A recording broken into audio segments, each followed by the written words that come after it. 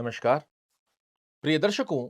जैसा कि आपने थंबनेल में देखा, जहां मैंने लिखा है कि कल अर्थात 2 अगस्त 2026 से राहु का बड़ा तूफान मेष राशि वाले जातकों के जीवन में लेकर आ रहा है एक बहुत बड़ा बदलाव। और विश्वास मानिए, मेष राशि वाले जातकों के सालों से रुके कार्य 2 अगस्त 2026 से आने वाले 5 दिसंबर 2026 के मध्य अगर पूर्ण होते हुए ना दिखाई दे तो मुझे कहिएगा। ऐसा मैं क्यों कह रहा हूं? मेष राशि वाले जातकों के लग्न के स्वामी होते कौन है? मंगल महाराज। और बड़े लंबे समय पश्चात राहु महाराज, जो आपके कार्यों में बार बार रुकावटें डाल रहे थे, एक्सपेक्टेशन के अकॉर्डिंग रिजल्ट नहीं बना पा रहे थे, बनते बनते कार्य रुक रहे थे, फिजूल के खर्चे, बड़े फाइनेंशियल लॉसेस की स्थिति के योग जो राहु महाराज निर्मित कर रहे थे, वो अब आपके लग्नेश के नक्षत्र अर्थात धनिष्ठा नक्षत्र, जो कि मंगल महाराज का नक्षत्र है, इसमें ही प्रवेश करने जा रहे हैं। और मंगल महाराज, एक बात तो आप अवश्य जान सकते हैं कि आपके घर में अगर कोई व्यक्ति आ रहा है तो आप उसे अपने घर में तो तोड़फोड़ नहीं करने दोगे। और इसी प्रकार की स्थिति में पूर्ण रूप से दबदबा बनाकर मंगल महाराज राहु के नकारात्मक दृष्टिकोण की स्थिति को समाप्त करेंगे और सकारात्मक दृष्टिकोण से, जो कि कई लंबे समय से राहु महाराज आपके कार्यों में रुकावटें डाल रहे थे, उसे आपके पक्ष में लाने की बाध्यता मंगल महाराज अपने हाथ में ले रहे हैं। 2 अगस्त कल ही है। यहां से ही आप देखना प्रारंभ कीजिएगा, भले ही आपके ऊपर शनि के 7.5 क्यों ना चल रही हो। अब आप देखेंगे आपके जो डिसीजन मेकिंग पावर में कंफ्यूजन देखने को मिल रहे थे, करूं ना करूं, करना चाहिए नहीं करना चाहिए, इसे ऐसा ना कर कर ऐसा कर लेता तो बेटर होता। ये कंफ्यूजन बिल्कुल क्रिस्टल क्लियर स्थिति के साथ में कि ये करना है मतलब करना है, नहीं करना मतलब नहीं करना, इस प्रकार के डिसीजन की स्थिति के योग बनाकर देगा। आपकी मनोकामनाओं को पूर्ण करने की बाध्यता मंगल महाराज राहु महाराज से डंडे के जोर पर करवाने वाले हैं, इसे भी लिख कर रख लीजिए।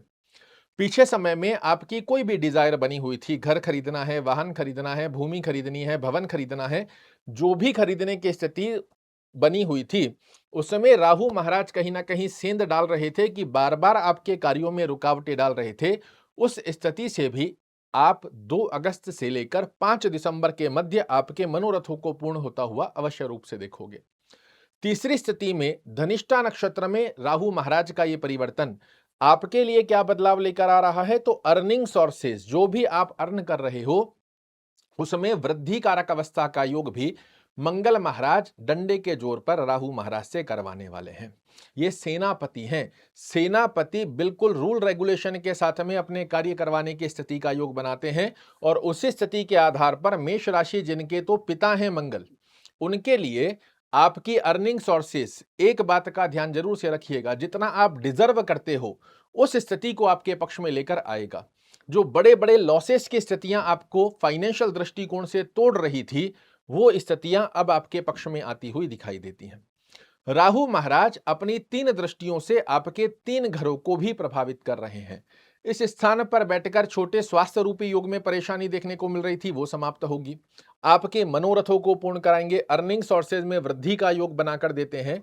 देवगुरु बृहस्पति की तरह ही राहु महाराज के हाथ में भी 3 दृष्टियां होती हैं।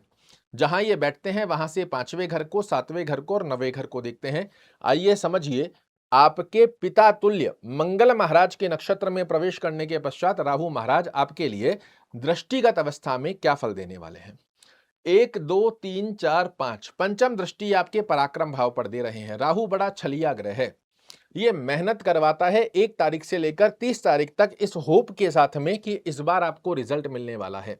किंतु 31 तारीख को जब परिणाम का समय आता है, आपको ठेंगा दिखा देता है। और यह स्थिति कई लंबे समय से आप देख रहे थे, किंतु अब धनिष्ठा नक्षत्र में मंगल महाराज की स्थिति आने के पश्चात में आप पहली अनुभूति 2 अगस्त के बाद से ही करना प्रारंभ कीजिएगा कि आपको मेहनत के अनुसार रिजल्ट बनकर आ रहे हैं। 100 रुपए की आपने मेहनत करी, 100 रुपए तुरंत रूप से ले जाओ, अब इसमें कोई कटौती नहीं होगी।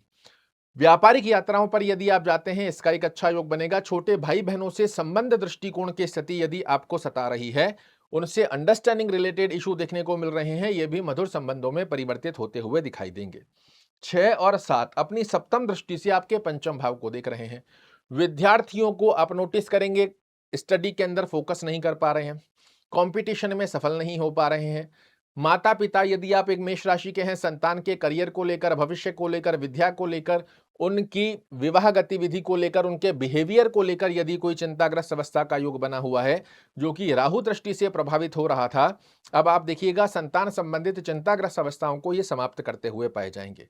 पेट से संबंधित यदि आपको कोई समस्या देखने को मिल रही है, उसे समाप्त करेंगे। इसी के साथ में आप देखेंगे तो ये 5th हाउस जो होता है, ये जुआ, सट्टा, लॉटरी, शेयर मार्केट का भी होता है। पीछे समय में यदि आप बार-बार लॉसेस करते जा रहे थे और लॉस पे लॉस करते जा रहे हो बिना सोचे समझे कि क्या मैं गलती कर रहा हूं, किन वजह से मुझे लॉसेस देखने को मिल रहे हैं, या फिर कहीं आपने इन्वेस्ट कर दिया, किसी प्रकार का आपके पास में कोई क्राइम हो गया जो कि आपके पैसे का फ्रॉड दर्शा कर देता है। आप लालच, ग्रीडीनेस के चलते किसी को अपना पैसा फंसा दिया। उन स्थितियों के अंदर जो लॉसेस देखने को पीछे समय में आपको देखने को मिले हैं, इनसे बाहर निकलने की स्थिति का एक बड़ा अच्छा योग यहां से बनाकर देंगे। नवम दृष्टि से दाम्पत्य जीवन में यदि अंडरस्टैंडिंग रिलेटेड इशू देखने को मिल रहे हैं, स्वास्थ्य दृष्टिकोण, कर्म दृष्टिकोण प्रभावित कर रहा है, इसमें भी आपको राहत देखने को मिलने वाली है। पार्टनरशिप में आपने कोई कार्य किया और पार्टनर आपको धोखा दे रहा है या अंडरस्टैंडिंग रिलेटेड इशू आ रहे हैं, वो समाप्त होंगे। दैनिक रोजगार की स्थिति में वृद्धि कारक अवस्था का भी बड़ा अच्छा योग यहां से धनिष्ठा नक्षत्र में जाने के पश्चात राहु महाराज आपके लिए निर्मित करने वाले हैं। अब प्रश्न बनता है कि क्या सभी मेष राशि वाले जातकों के लिए राहु महाराज समान फल देंगे? तो शास्त्र कहता है ऐसा संभव नहीं है। ऐसा संभव क्यों नहीं है? एक बात तो समझ लीजिए, चाहे आपकी कुंडली में राहु महाराज खराब भाव में भी बने हुए हैं, किंतु धनिष्ठा नक्षत्र में जाने के पश्चात आपके जीवन में जो पीछे समय में समस्याएं देखने को मिल रही थी, इसमें 20-30% का रिलीफ तो आपको जरूर से बनकर आएगा। किंतु वहीं दूसरी तरफ यदि एक अच्छे भाव की स्थिति में बने हुए हैं, यहां पर पीछे समय में राहु महाराज के जितने भी नकारात्मक दृष्टिकोण बने हुए थे, ये तो समाप्त होंगे ही होंगे। सालों से जो आपकी डिजायर बनी हुई थी, मनोकामना बनी हुई थी, वो भी पूर्ण होगी। इसे कैसे समझें कि राहु महाराज की स्थिति आपकी कुंडली में कैसी बनी हुई है? आपके पास में आपकी कुंडली होगी, नहीं है तो बहुत सहज तरीके से कोई भी एप्लीकेशन आप डाउनलोड कर लीजिए जो एस्ट्रोलॉजी की कुंडली बनाती हो। उसमें अपना नाम, date of birth, time of birth और प्लेस ऑफ बर्थ फिल करेंगे। ऐसा एक चार्ट बनकर आपके सामने आ जाएगा। आज हम मेष राशि की चर्चा कर रहे हैं, इसलिए हमने मेष राशि से एक कुंडली बनाई है। हो सकता है आपकी राशि मेष हो किंतु लग्न कोई और हो।